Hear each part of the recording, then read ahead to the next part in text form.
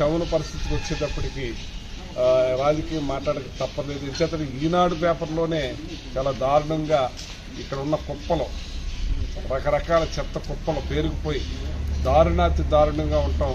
ఇది ఆయన ఒక కామెంట్ కూడా ఈనాడులో పెట్టారు. ఏ కామెంట్ అది? పన్ను లేదు కానీ చెత్త ఇక్కడే ఉందని. పన్ను లేదు కానీ చెత్త ఇక్కడే ఉంది. మెయిన్లో చాలా దారుణంగా ఈ టౌన్ పరిస్థితి ఉంది.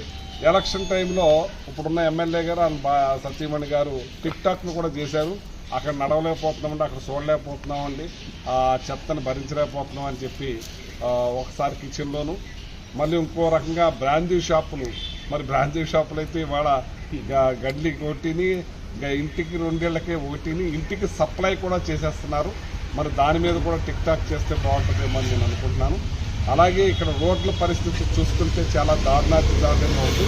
సంక్రాంతి వచ్చేటప్పటికి అన్ని రోడ్లు వేసేస్తా ఉన్నారు. మేము తీసుకొచ్చిన రోడ్లు తప్పితే అన్నీ కూడా ప్యాచ్ వర్క్లే. ఆ ప్యాచ్ వర్క్లో కూడా పోయి ఇవాళ మొత్తం రాష్ట్రం అంతా కూడా బ్రతుకుల రోడ్లుగా తయారైంది. మరి దాన్ని కూడా మీరు గుర్తించాలని చెప్పి తెలియజేస్తున్నాను.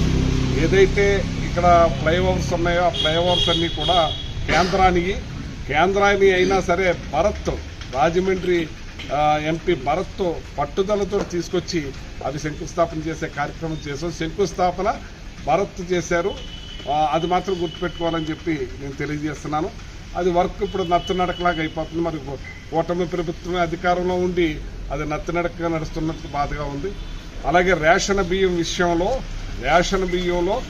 మరి నేను 2000 నుంచి 2004 వరకు కూడా రేషన్ బియ్యం విషయంలో చాలా ఇదని నేనున్నా కానీ నేను లేనప్పుడు, మీరు అధికారంలో ఉన్నప్పుడు గతంలో 2014 నుంచి 2019 వరకు రేషన్ బియ్యం ఏ రకంగా యథేచ్ఛగా అమ్ముడేశారు, అమ్మేపోయారు, ఏ రకమైన కలెక్షన్లో అప్పుడున్న మంత్రి మరి చిలకలూరుపేటకు సంబంధించి ఏ రకంగా భారీ వసూలు చేసుకున్నారో అది పెద్ద ఎత్తున మీ ఈనాడు పేపర్లోనే కథనాలుగా వచ్చినాయి.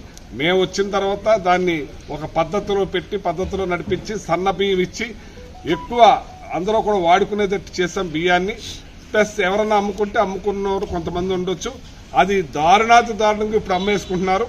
ప్రతి ఎమ్మెల్యేకి ఇంత వాటా అని చెప్పి ప్రతి కాన్స్టిట్యున్సీ తెలిపోతుంది. అది బాహాటంగా అందరు ఎరిగిన భాగోతమే. ఆ రకంగా దోపిడీ జరుగుతూ ఉంది. ఇవన్నిటి మీద మాట్లాడితే బాగుంటుందని చెప్పి తెలియజేస్తూ, మా టైంలో బియ్యం ఏదైతే పట్టుకున్నామో అది ఏ నెల కానాలకే ఆక్షన్ పెట్టి బియ్యాన్ని పాడైపోయి కుళ్ళిపోయిన తర్వాత మీ టైంలో 2 రూపాయలు 3 రూపాయలకి అమ్మేవాడు. మేము 29 రూపాయలకి 28 రూపాయలకి 30 రూపాయలకి కూడా అమ్మి ప్రభుత్వానికి ఇన్కమ్ తీసుకొచ్చామని చెప్పి సందర్భంగా తెలియజేస్తూ, అలాగే ఇక్కడ పరిస్థితి రైతులు అరణ్య రోదన, నీళ్లు అందక ఇబ్బంది పడతా ఉన్నారు. ఓ పక్కన ఫీజు రియంబర్స్మెంట్ లేకుండా ఫీజు రియంబర్స్మెంట్ ఇచ్చేసినట్టుగానే ఢిల్లీలో చంద్రబాబు నాయుడు గారు ఇంగ్లీషు పేపర్లకి, ఇంగ్లీషు ఛానల్స్కి ఆయన మెసేజ్ ఇచ్చేస్తున్నాడు. అంటే పచ్చి అబద్ధాలు మాట్లాడుతూలో మీరు దిట్ట. ఆయన చేలో మేస్తే మీరేం గట్టును మీరు దోళ్ళలో మీరు కూడా చేలోనే మేస్తారు. ఈ రకమైన అబద్ధాలతో బతుకుతాం కాదు. వాస్తవాల్లోకి వచ్చి వాస్తవాలు మీరు ఏదైతే చెప్పారో, మీరు సూపర్ 6 ఏదైతే చెప్పారో అన్నింటినీ కూడా అమలు చేసి ప్రజలకు చేయండి. చాలామంది అంటున్నారు ఇప్పుడు బస్సులు మా ఇంటికాడే వచ్చి ఎక్కించుకెళ్ళిపోతున్నారని, బాగా తిప్పేస్తున్నారని చెప్పి చాలా సంతోషపడుతున్నారు బాబు. ఒకసారి ఆ బస్సులకు కూడా చూడాలని చెప్పి మిమ్మల్ని కోరుకుంటున్నాను.